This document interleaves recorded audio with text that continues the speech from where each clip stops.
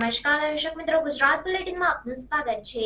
જૂનાગઢના ભેસાણ તાલુકા પંચાયત ખાતે ગૌચરની જમીન મુદ્દે માલધારી સેના માલઢોર લઈ પહોંચ્યા અને કર્યું ઉપવાસ આંદોલન। જૂનાગઢના ભેસાણની તાલુકા પંચાયત ખાતે ગૌચરની જમીન મુદ્દે માલધારી સેના માલઢોર લઈને પહોંચ્યા અને કર્યું ઉપવાસ આંદોલન। તાલુકા માલધારી સેનાએ બે વખત ગૌચરની જમીન મુદ્દે આવેદનપત્ર આપેલ હોવા છતાં તંત્ર દ્વારા કોઈ કાર્યવાહી કરવામાં નહીં આવતા આખરે માલઢોર લઈને તાલુકા પંચાયત ખાતે પહોંચ્યા। તાલુકા વિકાસ અધિકારીએ પોલીસ બોલાવી પણ માલધારી દ્વારા શાંતિપૂર્ણ ઉપવાસ આંદોલન કર્યું।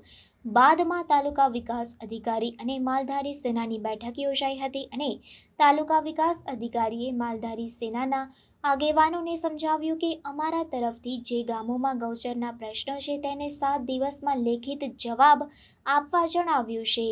જો કોઈ જવાબ નહીં મળે તો સરપંચ વિરુદ્ધ કાયદેસરની કાર્યવાહી કરીશું, માટે અમને 15 દિવસનો સમય આપો તેવું તાલુકા વિકાસ અધિકારી દ્વારા આશ્વાસન આપવામાં આવ્યું છે। માલધારી સમાજે વાત માની અને ઉપવાસ આંદોલન સમેટ્યું હતું અને રાજ્ય સરકાર પણ ગુજરાતભરમાં સર્વે કરી ગૌચરની જમીન ખાલી કરવા તમામ જિલ્લાને સૂચના આપી દીધી છે। પણ આ મુદ્દે મીડિયાએ તાલુકા વિકાસ અધિકારીને પૂછતા તેમણે કોઈ પણ સંતોષકારક જવાબ આપ્યો નથી તથા જવાબ આપવાનો ઇનકાર કર્યો હતો, જેમાં ભેસાણ તાલુકાના મોટાભાગના ગામોમાં માથાભારે શખ્સો દ્વારા દબાણ કરાયું હતું। તો આ મુદ્દે તંત્ર કડકમાં કડક કાર્યવાહી કરે તો ઘણી જમીનો ખાલી થાય તેમ છે। હા ભાઈ, તમારું નામ? મારું નામ વિજય ભરવાડ છે, માલધારી સેનામાંથી।